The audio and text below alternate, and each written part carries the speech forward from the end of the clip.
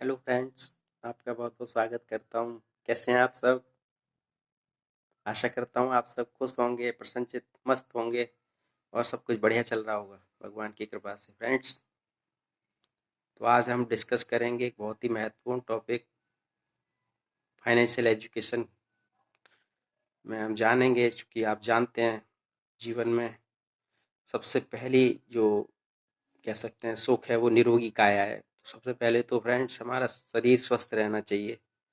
अगर हम स्वस्थ हैं और प्रसन्नचित्त हैं तो सबसे खुशी की बात है और ईश्वर को लाख लाख धन्यवाद देना चाहिए।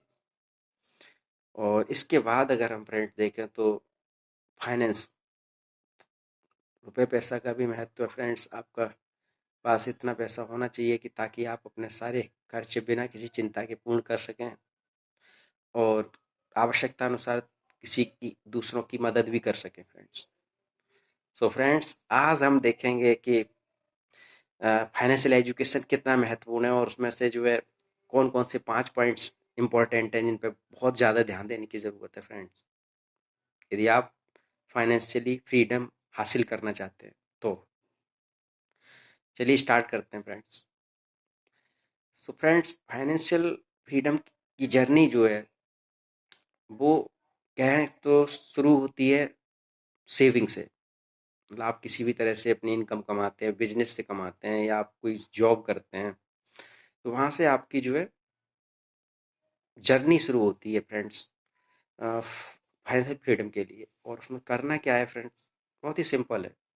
चीज़ें सिंपल है लेकिन करने से होगा, बिना करे तो कुछ भी नहीं होता ना फ्रेंड्स, जैसा कि आप जान ही रहे हो। तो कहीं ना कहीं हमें जो है कदम बढ़ाना होगा और कदम एक्शन प्लान तैयार करना होगा।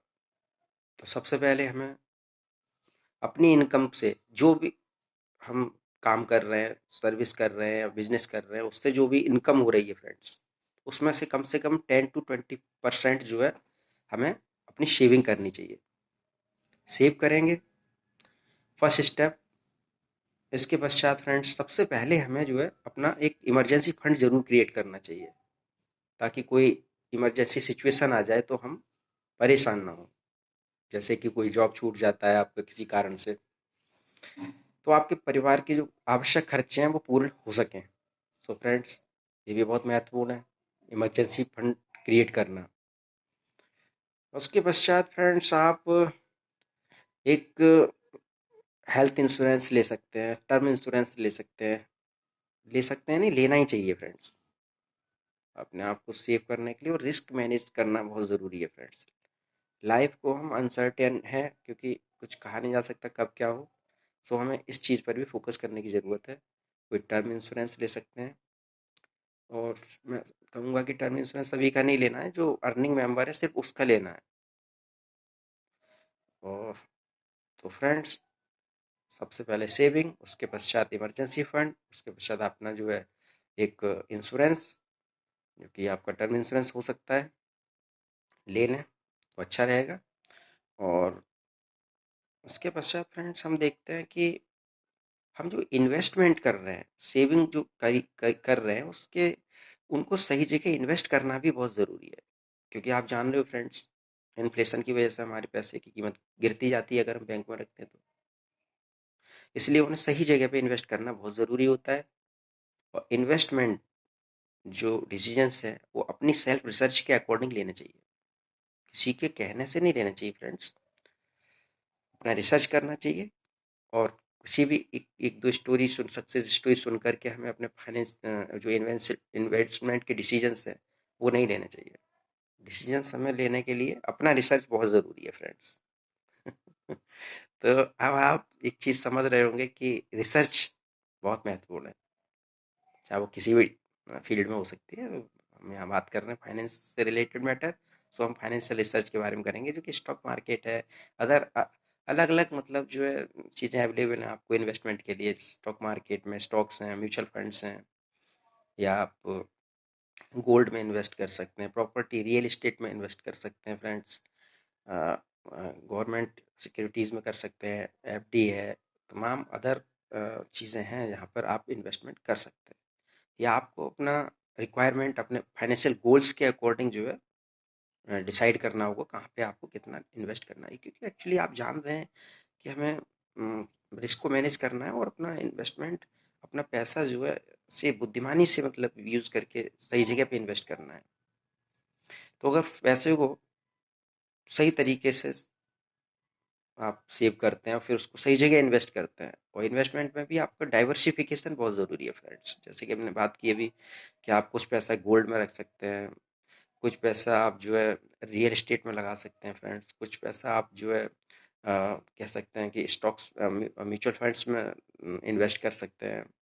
कुछ आपका जो गवर्नमेंट सिक्योरिटीज़ हैं जैसे एफडी है, टीसीएम, एनएससी है, या अदर जो इंस्ट्रूमेंट्स हैं वहाँ पे आप इन्वेस्ट कर सकते हैं फ्रेंड्स। क्योंकि कहा जाए तो मैं मानता हूँ तो ये इन्वेस्टमेंट की बात रही फ्रेंड्स। लेकिन यहाँ एक चीज़ और इम्पोर्टेंट है फ्रेंड्स कि मतलब आपको जो है जो सेविंग करेंगे, भाई सेविंग करने का भी एक तरीका यही है फ्रेंड्स कि आपको जो है 50-30 जो बहुत ही फेमस मतलब रूल है, 50-30-20 का, मतलब 50% आपकी जो इनकम है वो आप जो है अपनी नीड्स पे खर्च करें, और 30% वांट्स पे, और 20% सेविंग। हाँ, और सेविंग से आप जो है धीरे सेव कर करके जो है अपना जो है इतना पैसा धीरे धीरे बनाते रहें और इन्वेस्ट करते रहें। इन्वेस्टमेंट के भी यही तरीका है कि फ्रेंड्स, आप लमसम अगर ज़्यादा पैसा है तो आप लमसम कर सकते हो, और अगर आपका पैसा मंथली आपको इनकम आती है तो आप जो है सिप के माध्यम से कर सकते हैं, सिस्टमेटिक इन्वेस्टमेंट प्लान के थ्रू।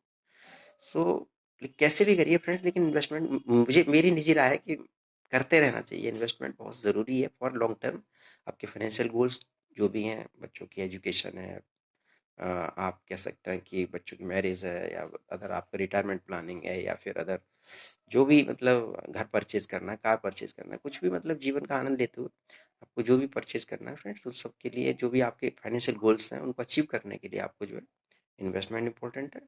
और इसके साथ ही फ्रेंड्स रिच रिच माइंडसेट, हम बात कर रहे हैं रिच माइंडसेट बहुत ज़रूरी है अगर आप फाइनेंशियल फ्रीडम की यात्रा शुरू करना चाहते हैं। एंड सबसे पहले रिच माइंडसेट बहुत ज़रूरी है फ्रेंड्स, क्योंकि हमारी सोच हमें जो है बहुत आगे ले जाती है।